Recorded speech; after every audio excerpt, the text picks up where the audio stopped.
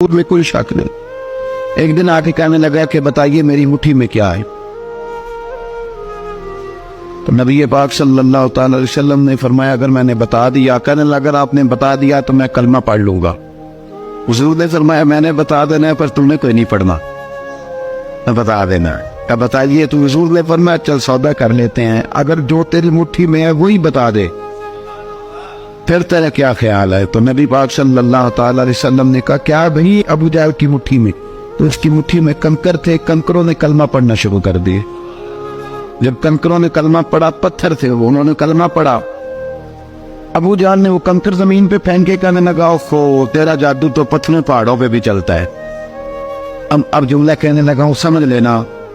अबू जहल गोश्त का आदमी था, कंकर पत्थर थे, पत्थर कलमा पढ़ गए। गोश्त का आदमी था पर कलमा, क्योंकि यहाँ क्या था शक, उसने आगे नहीं बढ़ने।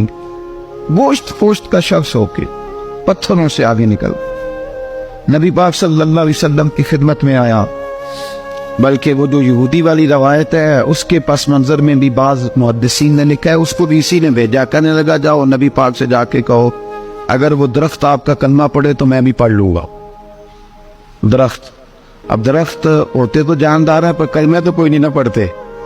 दरख्त से भाई तो इंसानों से कलमा पढ़ने की बात, अगर दरख्त पढ़े तो मैं पढ़ लूंगा। नबी पाक सल्लल्लाहु अलैहि वसल्लम दूर बैठे थे, दरख्त दूर था। और इमाम सयूती अलैहिर्रहमा ने लिखा है दरख्त भी कीकर का था। नबी पाक सल्लल्लाहु अलैहि वसल्लम ने फरमाया उस यहूदी से कि तू जाके दरख्त को कह कि तुझे नबी पाक बुलाते। फरमाया मैं गया तो फिर तुमने कहना जादू करके बुलाया है। एहतियात भी की, हर चीज आंखों के सामने रखी, तू जाके कह के तुझे बुलाते हैं। वो बंदा गया, जाके कहने लगा, और इमाम सयूती ने इसको लिखा है, कहने लगे उसने नबी पाक का नाम भी नहीं लिया, क्योंकि अबू जहल एंड कंपनी को पता था कि मुस्तफ़ा के नाम में भी बड़ी बरकत। खाली नाम भी नहीं लिया, कहने लगा दरख्त वो जो सामने बैठे हैं ना वो तुझे बुला रहे, नाम नहीं लिया हुजूर का। वो जो सामने बैठे हैं ना जाअत दावतिहिल अशजारु साजिदतन, इमाम बुसीरी कहते हैं दरख्त आया और सजदा करता हुआ, जमीन चीरता हुआ आया। किस तरह आया? पहले आगे झुका, फिर पीछे झुका, दाएं झुका, बाएं झुका। यहाँ भी लिखने वालों ने लिखा है कि वो ना दरख्त अपनी जड़ें उखेड़ रहा था। जब चलना था ना उसने हुजूर की तरफ आना था तो आगे दाएं बाएं हुआ, जड़ें उखेड़ रहा। लेकिन हमारे उस्ताद जब हमें ये रवायत पढ़ाया करते थे तो कहते थे जड़ें नहीं उखेड़ रहा था। जब उसने सुना मुझे नबी पाक ने बुलाया तो उसे वजद हो गया था, वो झूमने लग गया, झूम रहा था। हुजूर ने मुझे बुला लिया, जाअत दावतिहिल अशजारु साजिदा। तो दरख्त आया, उसने आके नबी पाक को सजदा किया। लकड़ी का बना हुआ दरख्त है, सजदा किया। सजदा करने के बाद दरख्त उठा और उठ के उसने नबी पाक का कलमा पढ़ा। वो जिसको अबू जहल ने भेजा था ना यहूदी, वो दरख्त की हालत देख के कलमा पढ़ गया। ये कलमा पढ़ गया, लेकिन ये भी बेईमान कहने लगा होए इनका तो दरख्तों पे भी जादू चलता है। ला रही वफी शक पुराने पाक में, लेकिन अगर बंदे के दिमाग में हो उसका इलाज है कोई, इधर ही शक बैठ जाए। कोई सादी मिसाल देता हूं कि सामने दीवार साफ हो लेकिन गर्द अगर आईने पे पड़ी हो, दीवार साफ करनी चाहिए कि ऐनक का शीशा साफ करना चाहिए।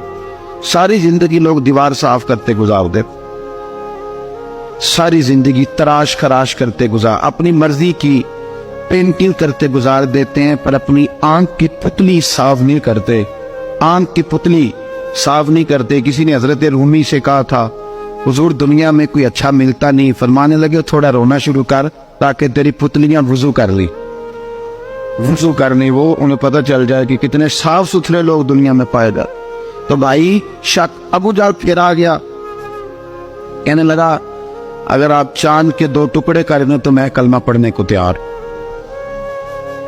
अच्छा यहां भी बड़ी मजे की बात है, अल्लाह ने पहले कह दिया नबी पाक को कि इन्नल्लज़ीना कफ़रू सवाउन अलैहिम अअनज़रतहुम अम लम तुनज़िरहुम ला युमिनून। महबूब ये जिनकी किस्मत में कुफर है ना, आप इन्हें डराएं चाहे ना डराएं, ये ईमान नहीं लाएंगे। कंकरों ने भी कलमा पढ़ लिया, दरख्तों ने भी पढ़ लिया, सारा कुछ हो गया। अल्लाह ने भी कह दिया कि महबूब इस बेईमान ने कलमा नहीं पढ़ना, पर हुजूर ने फरमाया ये पढ़े ना पढ़े हमने मैदान नहीं छोड़दा।